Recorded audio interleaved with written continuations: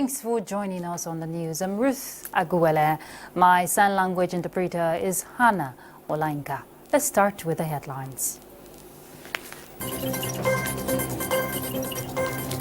Flagship UN World Water Development Report draws global attention to partnerships and cooperation to avert global crisis. Federal Executive Council approves over 5.1 billion naira for construction of barracks for National Drugs Law Enforcement Agency in Abuja. And Central Bank of Nigeria moves to incorporate financial literacy as part of school curriculum.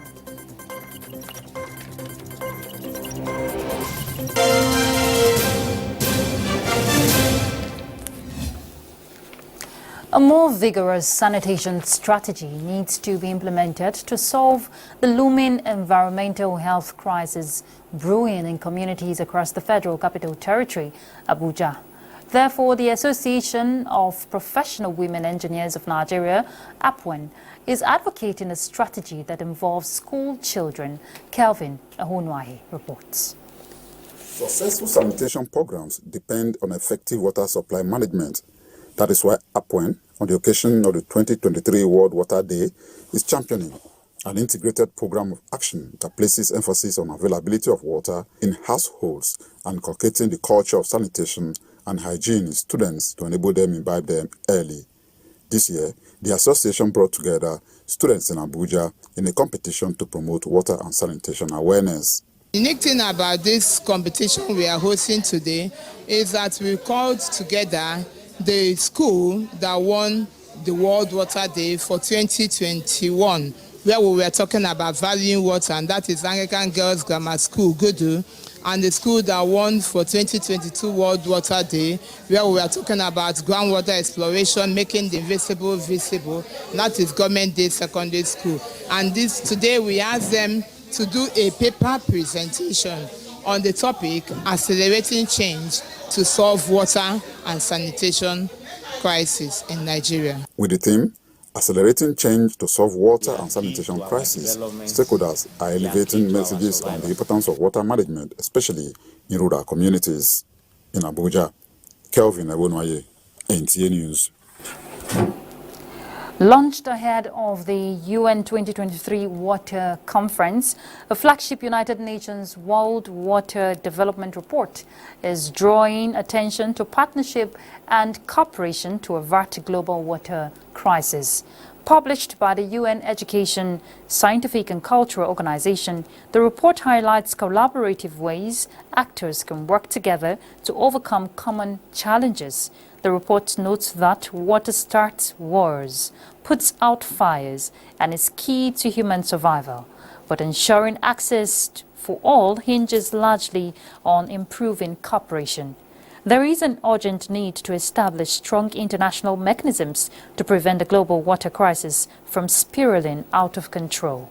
Globally, 2 billion people do not have safe drinking water, and 3.6 billion lack access to safely managed sanitation, while the global urban population facing water scarcity is projected to potentially double from 930 million in 2016 to between 1.7 and 2.4 billion people in 2050, the report stated.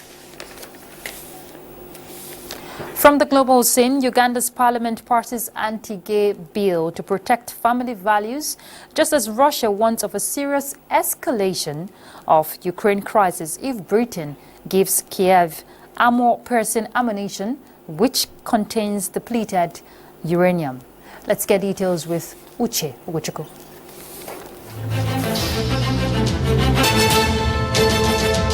Ethiopia's parliament Wednesday removed the dominant party in the Tigray region from a list of terrorist organizations, a significant step towards establishing an interim regional government following the end of a 2-year civil war.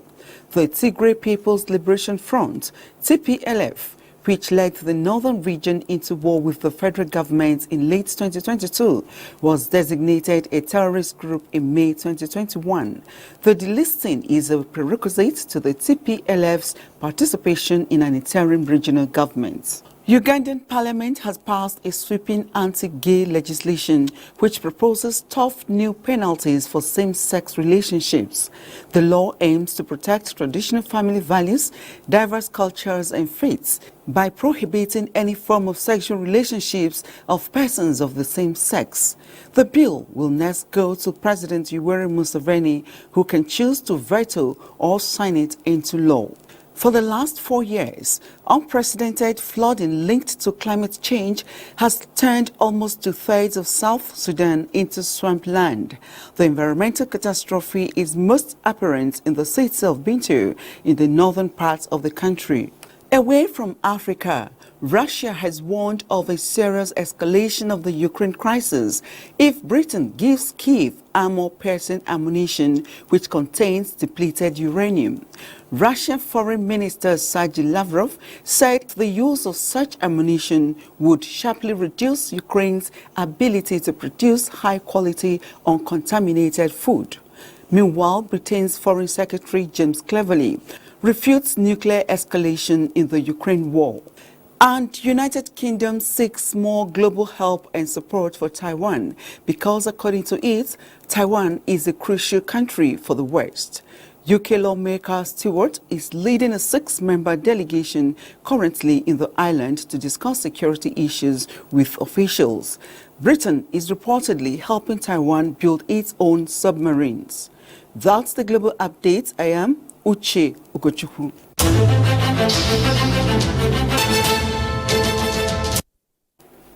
President Muhammadu Buhari has promised to resolve the tussle over the ownership of Obalende Muslim prayer ground between the Lagos State Muslim community and security agencies. To this end, the president has set up a committee under the leadership of the Chief of Staff, Professor Ibrahim Gambari, to advise him on the processes and all that needs to be done to do justice to all parties involved.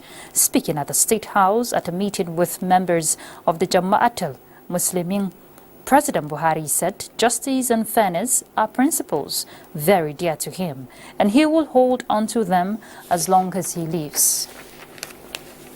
The Federal Executive Council has approved over 5.1 billion naira for the construction of barracks accommodation for the National Drugs Law Enforcement Agency in the nation's capital, Abuja.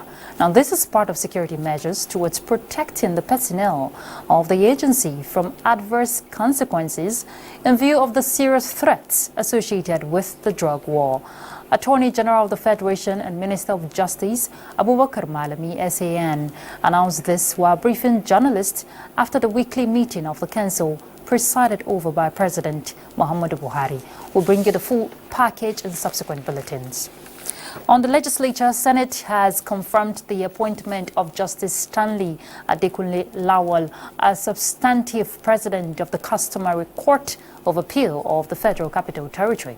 National Assembly correspondent Ignatius Unkwo reports that Justice Adekunle has been on acting capacity since October 2022. The Senate do. On the 28th of February 2023, Senate received presidential request for the confirmation of Justice Stanley Adekunle Lawal as president of the Customary Court of Appeal of the Federal Capital Territory. 22 days after, the Senate Committee on Judiciary, Human Rights and Legal Matters has screened the nominee and recommended his confirmation. On the confirmation of the nomination of Honorable Justice Stanley Adekunle Lawal for appointment as the substantive president of the Customary Court of Appeal of the Federal Capital Territory. Will the Senate confirm the nomination of Honorable Justice Stanley Adekunle Lawal for appointment as substantive president of the Customary Court of Appeal of the Federal Capital Territory? Those in favor say aye. Those against say nay. The ayes have it. Antonio Juku was also confirmed for reappointment as the Executive Secretary of the National Human Rights Commission. Senate passed the National Drug Law Enforcement Agency Act Amendment Bill, while the Nigeria College of Taxation and Fiscal Studies Establishment Bill, sponsored by Senator Sabi Abdullahi, and the bill by Senator Sani Musa on the Nigerian Content in Program Contract, Science, Engineering, Technology and Innovation, passed second reading. Capacity development is central to effective tax administration. Technology and innovation for the promotion of technological innovations needed to drive national competitiveness productivity, and economic activities. This bill will assist in the import substitution strategy of the federal government. Senator Gabriel Suswam drew the attention of the Senate to the attacks on communities in Kwande local government area of Benue State as he called for reinforcement of security operatives in the area. Chairman, Senate Committee on Appropriations, Senator Jibrin Barau, has said competence and provisions of the Senate standing orders should guide the election of the President of the Senate. He was speaking when he briefed Senate correspondents on the election of the President of the 10th Senate. It is the tradition all over the world. So it's there in our rules. It's there in our rules that, and this rule is a product of the Constitution. Section 60 gives the latitude to the National Assembly to create means of regulating its procedure. Senator Barau is optimistic that the 10th Senate will build on the achievements of the 9th Assembly. Senate has adjourned plenary to 28th of March 2023. From the National Assembly, Ignatius Nkwo, NTA News. The Federal High Court Abuja has dismissed an application filed by suspended Deputy Commissioner of Police Abba Kyari, praying the court to quash the counts of alleged drugs trafficking against him. Olabode Arewa reports that the court's decision is an exercise of its jurisdiction on narcotics-related matters. Sunday Ubua, Bawa James, Simon Agriba, and John Nu were charged under the NDLEA Act for allegedly tampering with hard drugs evidence and selling same. Having pleaded not guilty, Kyari had filed for the quashing of the counts on the basis that they were premature and that the NDLEA ought to have concluded investigations before filing the charges, as the police were also investigating him. He submitted that being a police officer, the Police Service Commission had the authority to investigate and discipline him in line with the Police Act and its regulations. The court, however, held that the powers of the Police Service Commission does not supersede that of the Federal High Courts. The court dismissed Abba Kyari's prayers for lacking in merit. As it is now, he insists the court ruled that trial must continue. For instance, subsection 1 of subsection 3 of the section 1 of the Constitution says that any law will abate to the essence of its inconsistency once it begins to contravene the Constitution. So that's what we're saying. The court also deferred hearing on 2 other applications filed by the parties to May 16. Kyari's matter began when he was allegedly caught on camera engaging in a suspicious drug transaction. Efforts to extradite him to the USA to face other narcotics-related allegations have been stalled pending the conclusion of the current case. In Abuja, Olabode Arewa, NTA News. The National Social Investment Program Establishment Bill is on the way to provide the needed institutional framework to guide the federal government in selecting target beneficiaries in the country. And this was made known at a one-day public hearing organized by Senate Committee on Special Duties. Reina Obasi reports. Issues raised at the hearing border on its establishment as a commission rather than an agency to ensure continuity, specified beneficiaries, domestication of the commission in all states, and specification of the ministry that will manage the commission, among others. Many institutions were actually closed down, others popped out, but still the tackling the poor and vulnerable has always remained in a vacuum. So, sir, putting up an act to consolidate this effort and give us a solid direction is actually the way to go.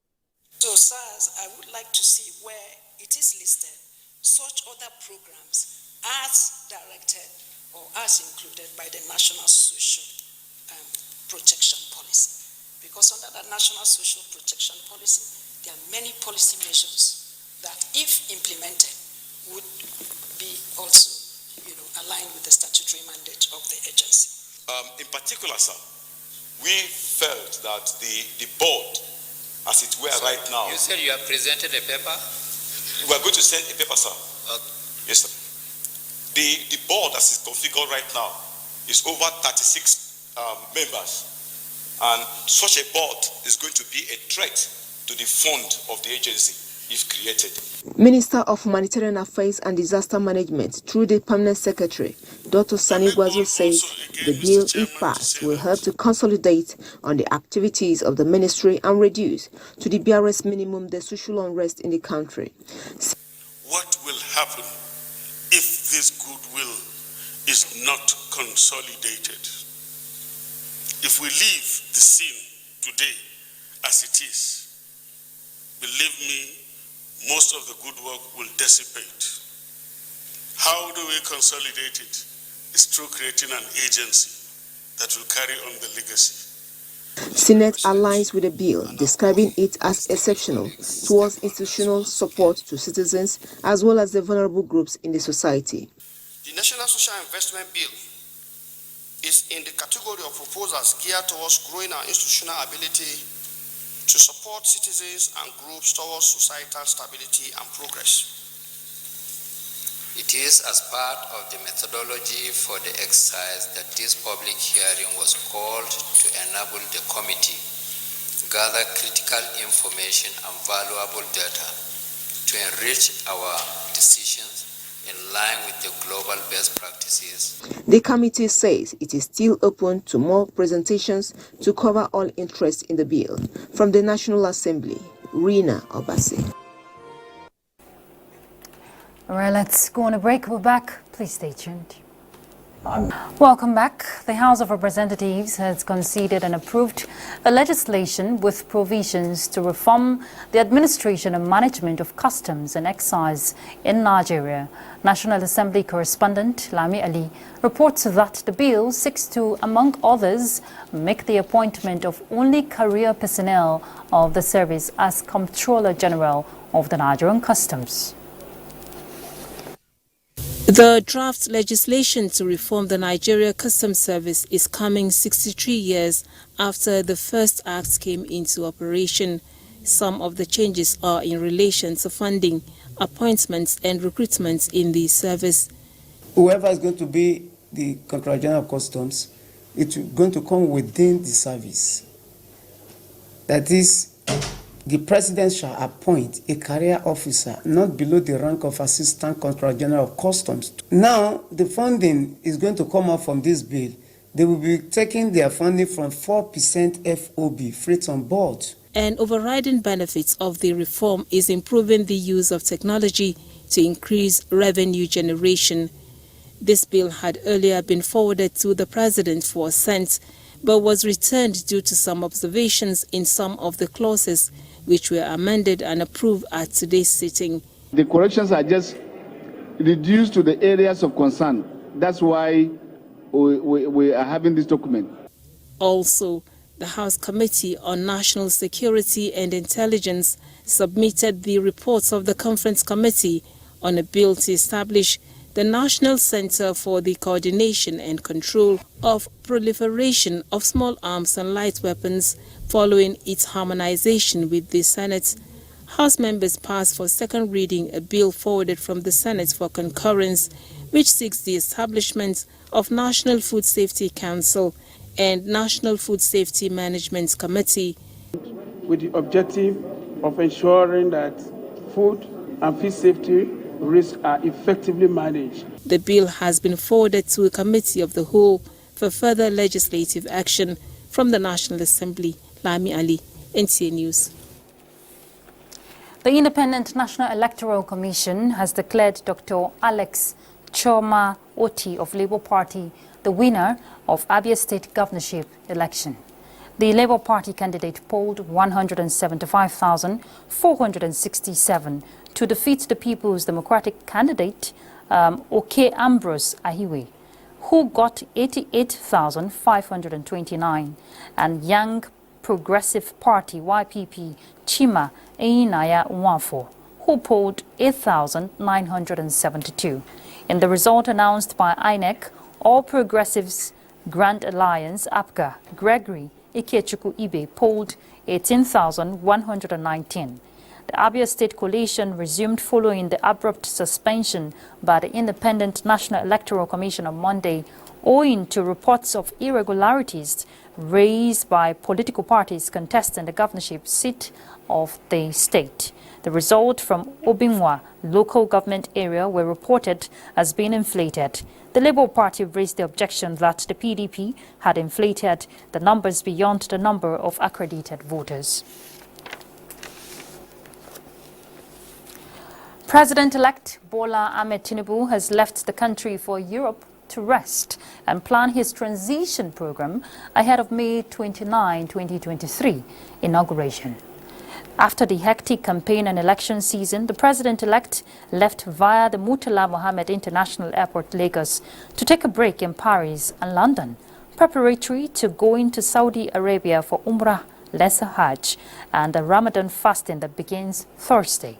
In a statement, Tunde Rahman indicates that while away, the president-elect will also use the opportunity to plan his transition program. He is expected back in the country soon.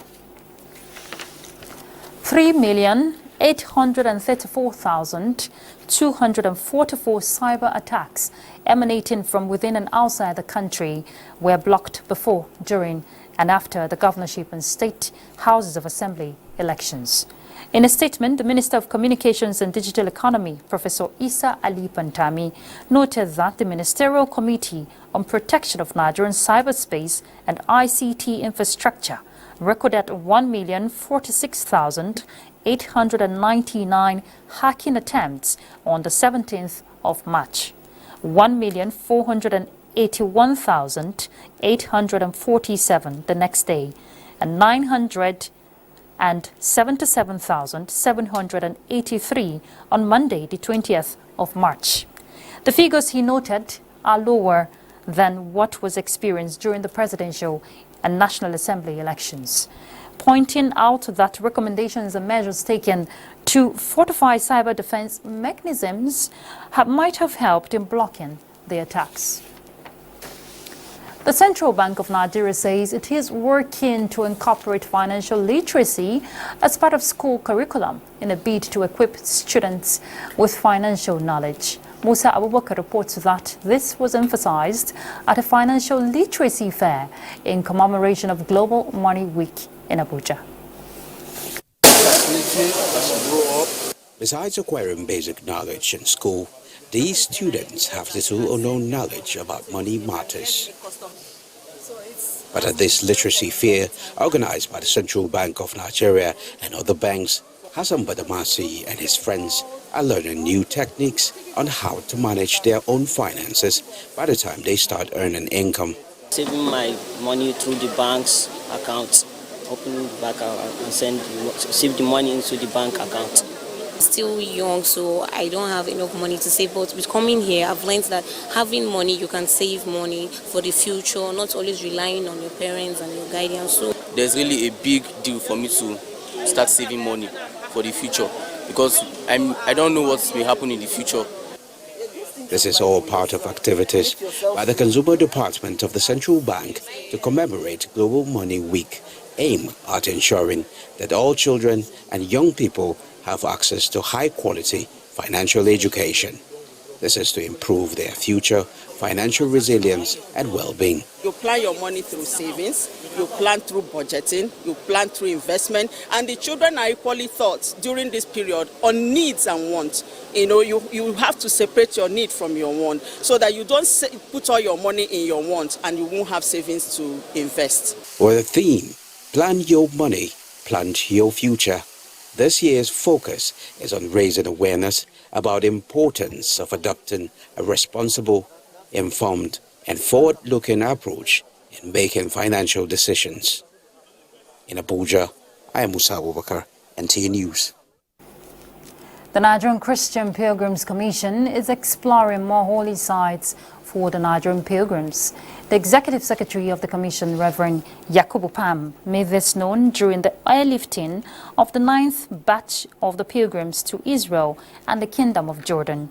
The 9th batch of the pilgrims were drawn from Plateau, Kaduna, and some self-sponsored individuals. Israeli has agreed to give one of us the license to start airlifting people from here to Israel direct. But that will only take place on the ground that we, the government of Nigeria, which is an agency representing the government of Nigeria, and that means our own agency is the one to work with the airline, and they will take people from here because of abscondment. About 290 pilgrims are presently taking part in the pilgrimage exercise in Israel and the Kingdom of Jordan. Sports update is next. All right, that's the news. Thank you very much for your company. I'm Ruth Aguwele. My sign language interpreter is Hannah Olainka. Bye.